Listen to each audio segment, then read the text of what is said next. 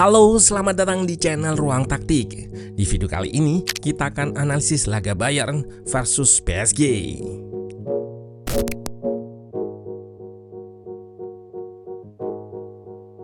PSG berhasil lolos ke final setelah mengalahkan Bayern dengan agregat 5-6. Laga yang mempertemukan dua tim dengan identitas menyerang, bertahan man-to-man serta rotasi cair ini berjalan cukup alot.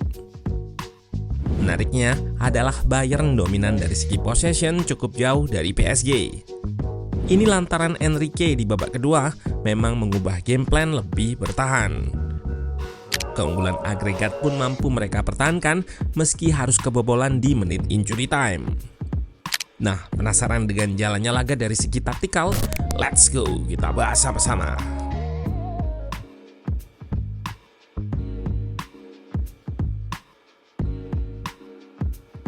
Bayern tetap dengan pakem 4-2-3-1-nya.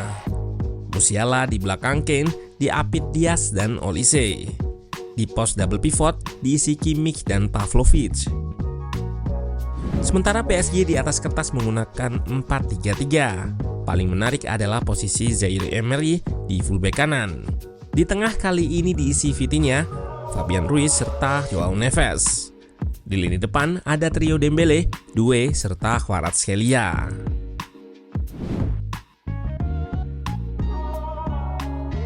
Laga ini masih dengan taktik yang sama. Bayern menerapkan pressing man-to-man untuk ganggu build-up Vitinha dan kawan-kawan. Secara struktur, PSG selalu menggunakan pakem dasar 3 back dan 1 pivot. Zaire Emery yang dipasang di fullback kanan didorong lebih naik. Sementara Doué yang berposisi winger diberi lisensi untuk roaming. Lalu ada dua penghubung di tengah. Pakem awal attacking PSG akan nampak seperti ini.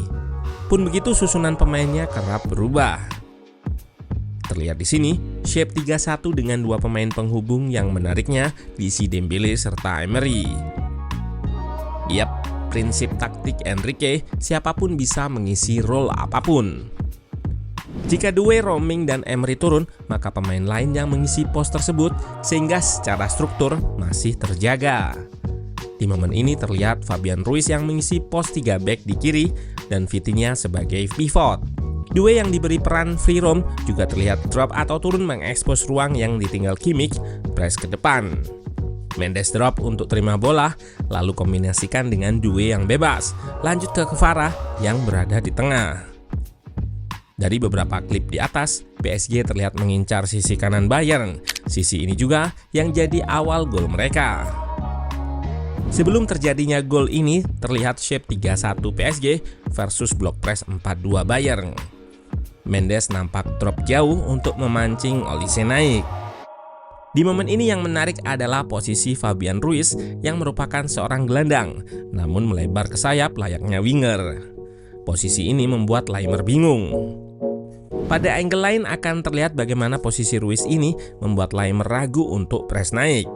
Di satu sisi, Kvaratskhelia akan lepas, namun nampak Upamecano keluar untuk mengikutinya. Mendes berikan bola kepadanya, dan dengan cerdik ia memantulkan ke Ruiz yang cukup bebas, lalu segera berlari. Kvaratskhelia mengekspos ruang yang ditinggal Upamecano tadi. Pertahanan Bayern terbuka, ditambah lari dari Doué serta Emery untuk memancing back merapat, dan di momen inilah Dembele dari tiang jauh bebas untuk ceploskan cutback Kvaratskhelia ke gawang Neuer. 0-1.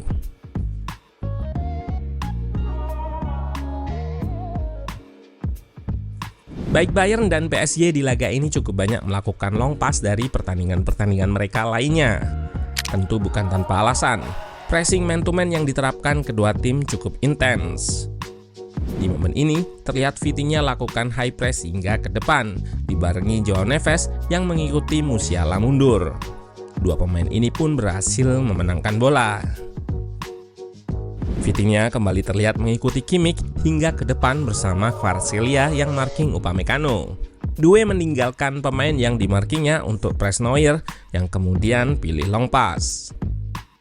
Hal inilah yang jadi alasan terutama Bayern lebih banyak kirim long pass. Bola long pass dari Neuer dilanjutkan duel udara yang tidak mampu dikontrol oleh PSG dan bola balik ke Bayern. Akibatnya, kedua tim berlomba untuk mengamankan situasi second ball, lalu mencoba menyerang balik. Terlihat setelah bola dilambungkan, terjadi duel yang kemudian dibuang, lalu dipotong lagi. Banyak transisi, chaos. Bayern lebih diuntungkan dari situasi ini lantaran mereka punya Harry Kane di depan. Terlihat pressing man-to-man yang dilakukan PSG, dan Neuer pilih kirim bola langsung ke Kane. Ia menang duel dan second ball didapatkan rekannya. Untuk progresikan bola pun, bola lambung dipilih ke Kane namun terjadi pelanggaran. Di situasi long pass ini, Bayern lebih diuntungkan karena aspek fisik yang unggul. Itulah kenapa Savonov lebih banyak mengirim bola ke sisi kiri saat goal kick, area di mana Kvaratskhelia yang punya tinggi 183 cm berduel dengan Laimer yang 180 cm. Tidak jarang pula, kiper PSG ini kirim bola langsung keluar dengan tujuan menghindari duel atas dan transisi. Dari situ, throw-in bisa langsung press tinggi. Di momen ini, Emery sampai keluar jauh untuk press.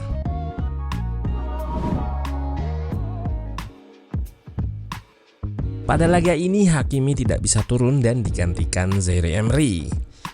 Tipikal Emery yang lebih menyerang harusnya bisa jadi celah Luis Diaz yang beroperasi di areanya.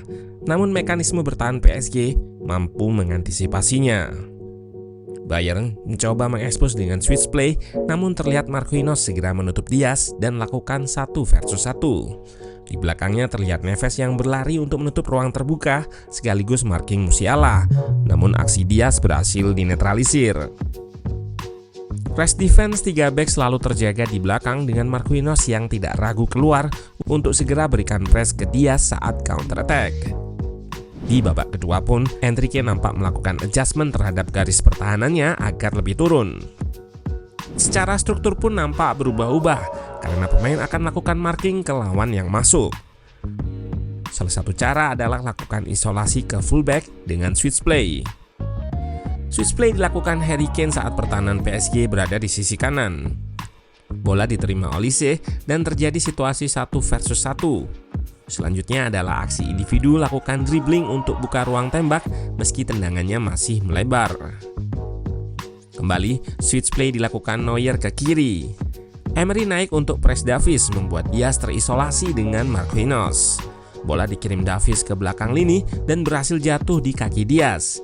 Ia lakukan 1 versus 1 dan pas datar, namun sepakan Stanisic masih diblok. Di laga ketat seperti ini, aspek detail kecil bisa jadi pembeda.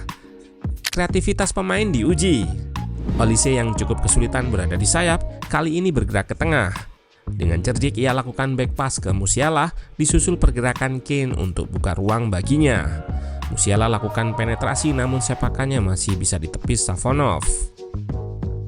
Peluang-peluang Bayern dapat dimentahkan oleh barisan pertahanan PSG, namun jelang akhir laga, PSG luput untuk menutup ruang. Ruang ini terjadi lantaran mereka bertahan dengan 5 back dan 3 gelandangnya ikut bergeser ke arah bola, membuat Davies di sini punya ruang yang bebas di depan backline. Pertahanan PSG turun menjadi 5 back. Olise mencoba membuka ruang, disusul Laimer yang masuk. Bola dikeluarkan ke Kimmich. Gelandang PSG terpancing naik sehingga ruang bagi Davies terbuka.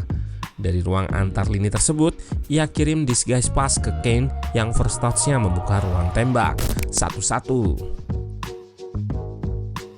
Overall laga ini sebetulnya cukup banyak lompas dan Enrique cukup cerdik untuk tidak banyak terkena serangan transisi. Pun begitu, Bayern sebetulnya bisa mengeksposnya, namun mereka sulit menciptakan clear cut chance atau peluang terbuka. PSG memang layak masuk final lantaran jadi tim lebih komplit.